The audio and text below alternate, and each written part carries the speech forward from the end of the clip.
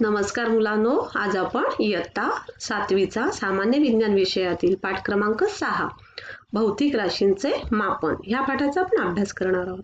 तर आजच्या भागात आपण काय पाहणार आहोत तर भौतिक राशी म्हणजे काय आणि भौतिक राशींचे परिमाण आणि काय पाहणार आहोत तर अदिश राशी, सदिश राशी, वस्तुमान, वजन यांचा आपण सगळ्या म्हणजे भौतिक राशींचा आपण आज अभ्यास करणार आहोत. तर ह्या स्क्रीनवर तुम्हाला काही आकृती म्हणजे काही पदार्थ आणि वस्तू दिसत आहेत. मग तुम्ही या पदार्थ आणि वस्तूंचे मापन कसं करता सांगा बरं. आता समजा तुम्हाला इथे वांगी आहेत, काय काय दिसते स्क्रीनवर बघा.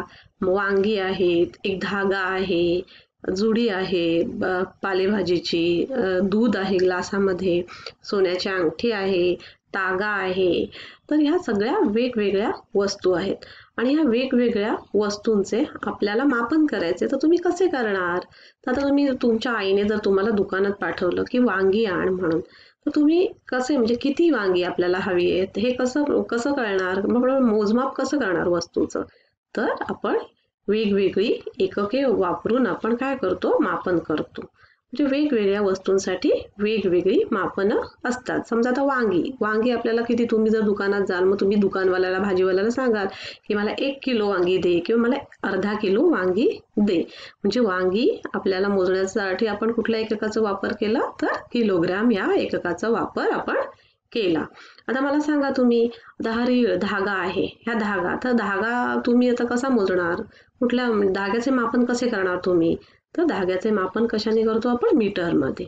मीटर या एककात आपण त्याचे मापन करतो. धागा तुमची रिबीन असेल तर त्याची आपण कसं मोजमाप करणार, कुठल्या एककात मोजतो आपण तर आपण ह्याच्यामध्ये मीटरमध्ये आपण मोजतो.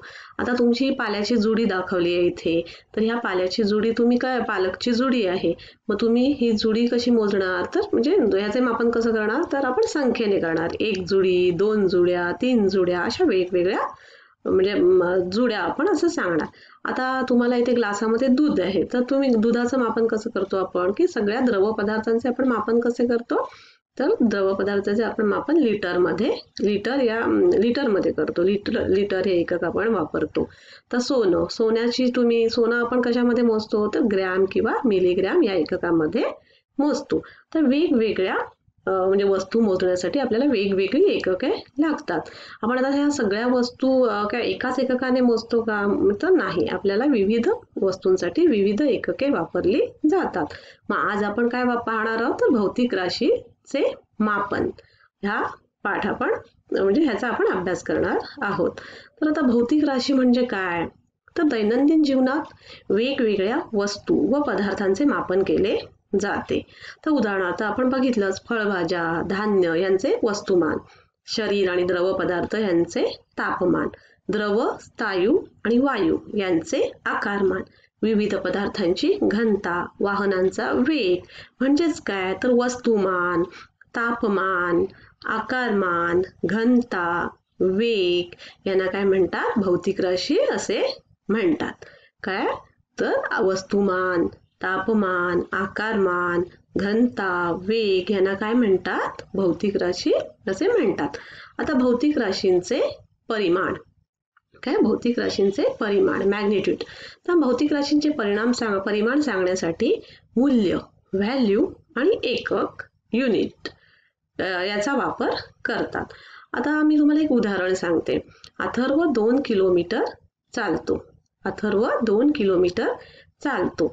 मग आता ह्या उदाहरणामध्ये काय होतं तर भौतिक राशी अंतराचे म्हणजे अंतर सांगण्यासाठी मूल्य कुठलं आहे तर त्याचं मूल्य कुठलं 2 किलोमीटर 2 आणि एकक कुठलं आहे तर किलोमीटर हे अंतराचे एकक झाले.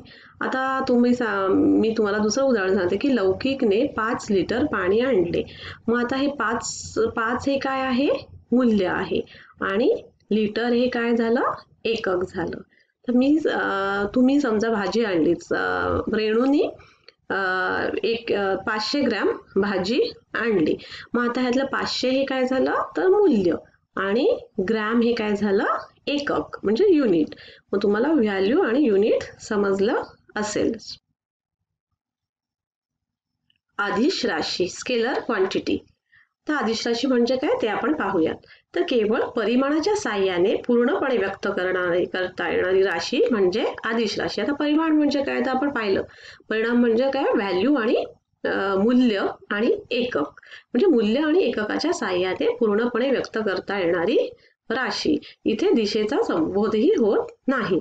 उदाहरणार्थ लांबी, रुंदी, क्षेत्रफळ, कार्य, घनता, तापमान इत्यादी राशी व्यक्त करण्यासाठी केवळ परिमाणाचाच वापर होतो. इथे दिशेचा वापर होत नाही. उदाहरणार्थ रस्त्याची लांबी 2 किलोमीटर, म्हणजे इथे परिमाणाचाच वापर होतोय. म्हणजे 2 हे काय आहे तर मूल्य आहे आणि किलोमीटर हे एकक आहे. तर समजा 1 लिटर दूध, पातेल्यामध्ये 1 लिटर दूध आहे, मग इथे 1 हे काय आहे मूल्य आहे आणि लिटर हे लिटर हे काय आहे तर लिटर हे एकक आहे. म्हणजे आणि इथे दिशेचा वापर होत नाही आणि फक्त परिमाणाचाच वापर होतो, म्हणून याला काय अदिश राशी म्हणतात. तर सदिश राशी म्हणजे काय ते पाहूया. सदिश राशी म्हणजे इंग्लिशमध्ये काय त्याला म्हणतात तर व्हेक्टर क्वांटिटी. तर परिमाण व दिशा यांच्या साहाय्याने पूर्णपणे व्यक्त करता येणारी राशी म्हणजे सदिश राशी. म्हणजे ही राशी व्यक्त करण्यासाठी मूल्य आणि एककाबरोबर दिशा ही दर्शवली जाते. तर उदाहरणार्थ म्हणजे विस्थापन आणि वेग ह्या सदिश राशी आहेत. आता उदाहरणार्थ काय तर 20 किलोमीटर विस्थापन उत्तर दिशेस आणि 20 किलोमीटर विस्थापन पूर्व दिशेस. म्हणजे ह्याच्यामध्ये काय तर अंतर हे समान आहे, परंतु विस्थापनाची दिशा बदललेली आहे, वेगळी आहे. विस्थापनाची दिशा कशी आहे वेगळी आहे. आता दुसरं उदाहरण बघूया. आता मुंबईच्या दिशेने आकाशात उत्तरेस 500 किमी प्रति तास वेगाने चाललेले विमान आणि मुंबईच्या दिशेने आकाशात दक्षिणेस 500 किमी प्रति तास चाललेले विमान. तर ह्याच्यामध्ये काय तर ह्याच्यामध्ये चाल ही समान आहे, परंतु काय गतीची दिशा ही वेगळी आहे. वस्तुमानला काय म्हणतात इंग्लिशमध्ये तर मास म्हणतात. आता जर तुम्ही कधी वीट उचलून बघितलीत का, किंवा तुम्ही एका हातामध्ये वीट आणि एका हातामध्ये दगड असं जर उचलून बघा, मग जास्त वजन कोणाचं लागेल तुम्हाला, कसलं असेल जास्त वजन, विटेचं असेल की दगडाचं असेल, तर कसलं असेल जास्त वजन हे विटेचं असेल. म्हणजेच काय पदार्थातील द्रव्य संचयाला काय म्हणतात वस्तुमान असे म्हणतात. तर पदार्थात नैसर्गिकपणे स्थिती बदलास विरोध करण्याची प्रवृत्ती असते, त्यालाच काय म्हणतात जडत्व म्हणतात. म्हणजे जितके जास्त वस्तुमान तितके जास्त जडत्व असते. वस्तुमान हे वस्तूच्या जडत्वाचे गुणात्मक माप आहे. वस्तुमान ही एक अदिश राशी आहे. वस्तुमान काय एक अदिश राशी आहे. वस्तुमान ग्राम किंवा किलोग्राम ह्या एककामध्ये मोजतात, पण वस्तुमान आणि वजन ह्या दोन भिन्न राशी आहेत. आणि वस्तुमान तुम्ही कुठेही गेलात जगात तरी वस्तुमान बदलत नाही, आणि एका छोट्या वस्तूला सुद्धा वस्तुमान असते. अगदी तुम्ही खेळा बघितलात किंवा त्याला सुद्धा वस्तुमान हे असतेच. आणि आता दोन वस्तुमानामध्ये आपल्याला जर तुलना करायची किंवा त्याला वस्तुमानाचं आपल्याला वस्तुमान बघायचा एखाद्या वस्तूचा, तर आपण तो कशाच्या साहाय्याने बघू शकतो तर 2 पारड्याच्या तराजूच्या साहाय्याने आपण म्हणजे वस्तुमानाची आपण तुलना करू शकतो. तर वजन वेट काय वजनाला इंग्लिशमध्ये काय म्हणतात तर वेट म्हणतात. आता वस्तुमानावर जेवढे गुरुत्वीय बल काम करते त्याला वजन असे म्हणतात. काय वस्तुमानावर जेवढे गुरुत्वीय बल काम करते त्याला वजन असे म्हणतात. एखाद्या वस्तूला पृथ्वी ज्या गुरुत्वीय बलाने आपल्या केंद्राच्या दिशेने आकर्षित करते त्याला वस्तूचे वजन असे म्हणतात. वजन ही सदिश राशी आहे. वजन हे वेगवेगळ्या ठिकाणी वेगवेगळे भरते, तसे वस्तुमान नाही. वस्तुमान काय सगळ्या ठिकाणी एकच असते, परंतु वजन हे कसे असते वेगवेगळ्या ठिकाणी वेगवेगळे भरते. वजनला इंग्लिशमध्ये काय म्हणतात वेट.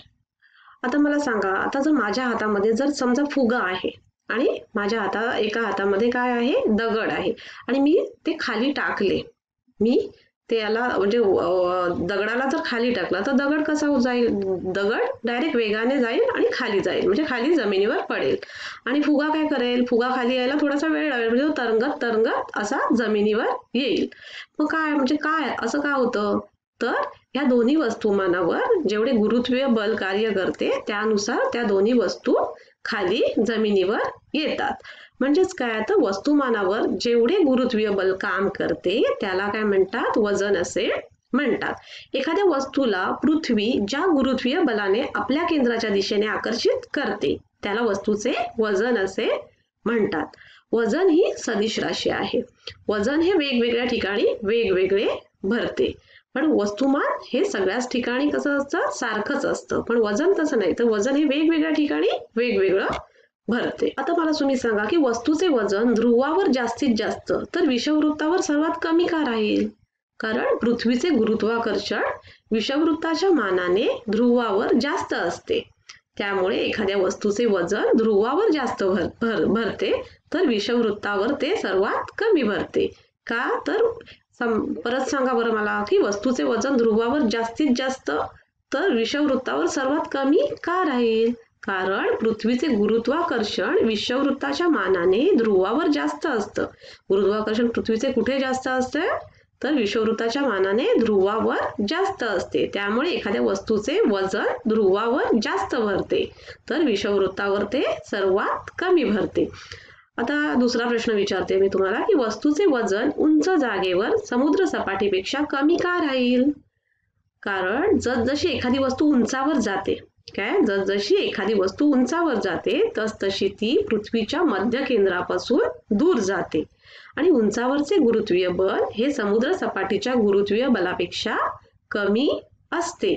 म्हणून आपण वस्तूचे वजन उंच जागेवर समुद्र सपाटीपेक्षा कमी राहते. कळलं का की हे दोन प्रश्नांची उत्तरं तुम्हाला समजली व्यवस्थित? की काय होतं, वस्तूचे वजन उंच जागेवर समुद्र सपाटीपेक्षा कमी का राहील? की जसजशी एखादी वस्तू उंचावर जाते तसतशी ती पृथ्वीच्या मध्य केंद्रापासून दूर जाते आणि उंचावरचे गुरुत्वीय बल हे समुद्र सपाटीच्या गुरुत्वीय बलापेक्षा कमी असते.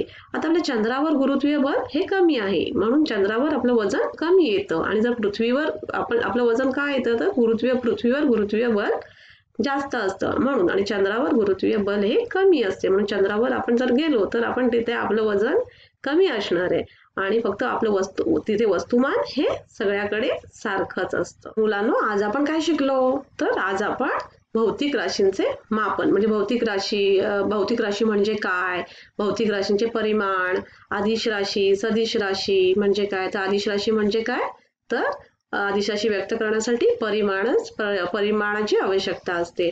परिमाण म्हणजे मूल्य आणि एकक, आणि सदिश राशी व्यक्त करण्यासाठी परिमाण आणि परिमाणाबरोबर दिशेचीही आवश्यकता असते. आणि आपण दुसरं काय शिकलो, तो वस्तुमान. वस्तुमान म्हणजे काय, तर पदार्थातील द्रव्य संचयाला वस्तुमान असे म्हणतात. वस्तुमान कुठेही आपण जगात गेलो तरी ते वस्तुमान बदलत नाही. वस्तुमानचे एकक कुठलं आहे, तर ग्रॅम आणि किलोग्रॅम. आणि वजन, आता वजन म्हणजे काय, तर आपण वजन म्हणजे काय पाहिलं, वजन हे म्हणजे वेगवेगळ्या ठिकाणी वेगवेगळं असतं. वजन सुद्धा ग्रॅम आणि किलोग्रॅम मध्ये मोजलं जातं. तर आपण पुढच्या भागामध्ये प्रमाणित मापन आणि पायाभूत राशी यांच्याविषयी आपण माहिती घेणार आहोत. धन्यवाद.